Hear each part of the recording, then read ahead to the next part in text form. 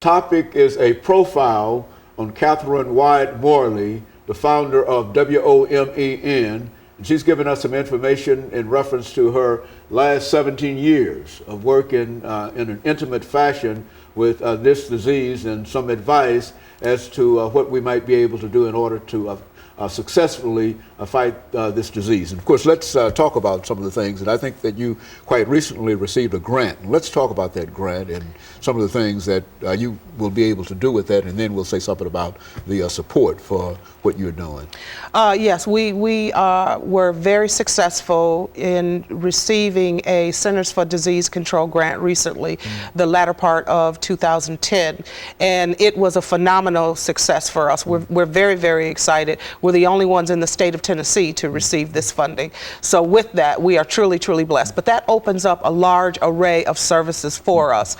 There are three major components. Of course, there's subcomponents, but there's three major components with the grant. And one of them is to bring to the community a individual level intervention. And that is a one-on-one conversation about risk reduction, about what you need to do to protect yourself. And there are things that are also provided. There's condoms and safer sex kits and information, tons of information that are provided. And those are done in an intimate environment, in an intimate setting, and they're completely confidential. People can call the office and make an appointment. They can drop in anytime, and there's always people available to do a one-on-one conversation and counseling with individuals. So that's one of the interventions that we have. But then we also have a group level intervention, which is a larger intervention, which provides to the larger community in a group type environment, where we will be bringing educational themed parties,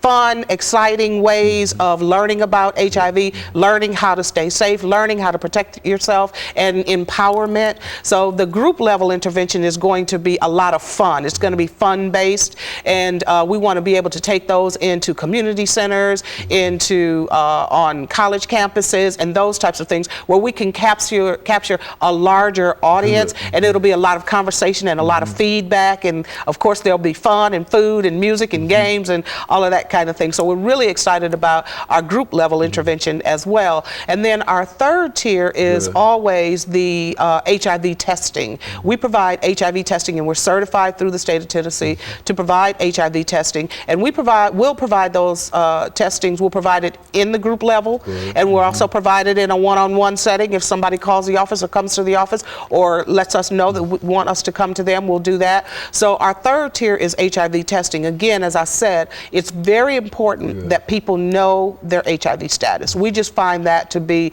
a critical thing. And then if someone is diagnosed HIV positive through our testing, what we do is link them immediately to care. We have a very large network that we use, so it's not that, okay, you're HIV positive and we just shoot you out the door.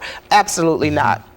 I take time, if I'm there, because I travel a lot, but I take time with a person that is diagnosed HIV positive. We make sure that they are linked to the necessary resources. We are not an all-encompassing organization, nor are we trying to be, but we have a very large network by which we make phone calls immediately to individuals. We give individuals information immediately. When I was first diagnosed, no one gave me the initial information about what HIV was, how it affects your body, what's going to happen, what's next step. I didn't get all of that. Basically on your own. Exactly. And we are determined to not let that happen. So we spend a lot of time talking to individuals. So our grant that we have been truly blessed to receive will provide us with tremendous work, and we're already making new partnerships. We're expanding old partnerships, and we're very, very excited about the service that we are blessed to bring.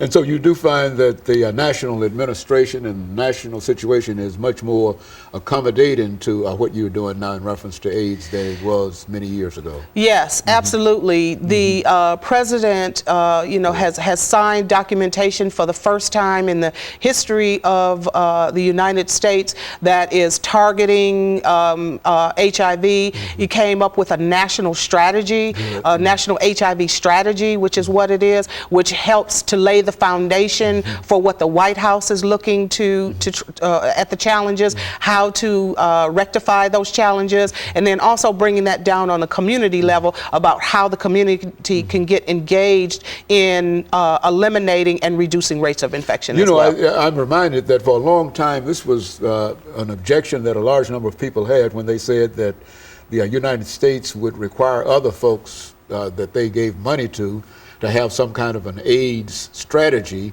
but we didn't have an AIDS strategy ourselves. And so what you're now telling us is that we now have an AIDS strategy after all of these years. We now have an HIV/AIDS national strategy by which will be our blueprint to move the agenda of HIV and AIDS forward. Because again, it's affecting all of us. You know, it's affecting blacks and whites, Hispanics and Asians and Kurdish, and you know, it doesn't care about any of that. And as you know, Nashville has one of the highest population of Hispanics and Kurdish in the state, and so it's impacting all of us. So we're very happy that this administration has moved forward with this national strategy, and within that national strategy has allowed women to be one of the ones to receive these funding to move the state, the White House's agenda forward. So we're what pleased. About trials? Are we still trying to do trials in reference to this? What? Yeah, there still are many clinical trials, and Vanderbilt University is really on the forefront of a lot of trials, and so I strongly encourage anyone to get in touch with the Vanderbilt clinical trials and the Vanderbilt vaccine unit at Vanderbilt, because they're really doing phenomenal work. So I strongly encourage that. But yes, there still are trials out there, and with those trials, those individuals living with the disease will have access to the medications for free, which will then help themselves as well as help move the clinical trials forward too. So especially women, we need to be engaged and involved in the clinical trials, because I'm sure they are always having a difficult time finding women, but women respond, of course, as you know, differently than men to most things. So getting women engaged in clinical trials is going to be a critical thing, which I strongly encourage. Now, even though you've got this great grant and you've got a lot of money, but you still need support, let's talk about some of the kind of support that you think that our audience can give you this morning. I appreciate that. We're always looking for board members. That is one of our critical things that we could always use. We're always looking for advisory people to sit on our advisory panel. But we're also always looking for ways by which to have fundraisers. We're looking for grant writers. We're looking for fund development individuals. We're looking for people to come on board and help us to raise additional funds, because you're right, the grant that we have is so specific and so targeted to certain things, but it doesn't help with housing, which we really, food and food and those kinds of things. But you're hard pressed to get me to talk about HIV or talk about domestic violence or talk about anything else when my kids are hungry, or when I'm hungry, or when I'm homeless. So those are the things that we really need people to come alongside and help us to support the community in individuals that are homeless. Our HIV test kits, we need funding to help to support that. We want to broaden and expand our food pantry. So we have these other services that we provide to the community that are not presently funded, that we really need to help to have financial support, so then we can actually implement those interventions that we discussed. As a final statement, what about the church? Has the church done anything over the last 17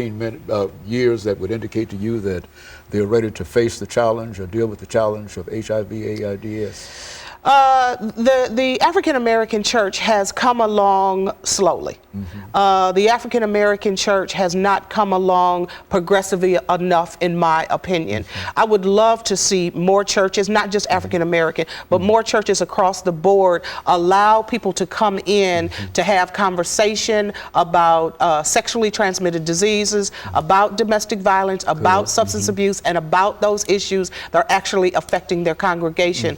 But I would challenge the church. I would challenge the community to give us a call, let us come in and provide services, because they're not doing enough. Very good. And of course, we're almost at the end of the show for today, and I want tell you how much I appreciate you coming by and giving us Thank the you. excellent information that you've given us. Thank and you. You Thank always you so do that much. when you come by and deal with us. But we're certainly delighted to have you here with us today. Thank you. And let me encourage our audience to tune in again next week for another informative edition of Comments.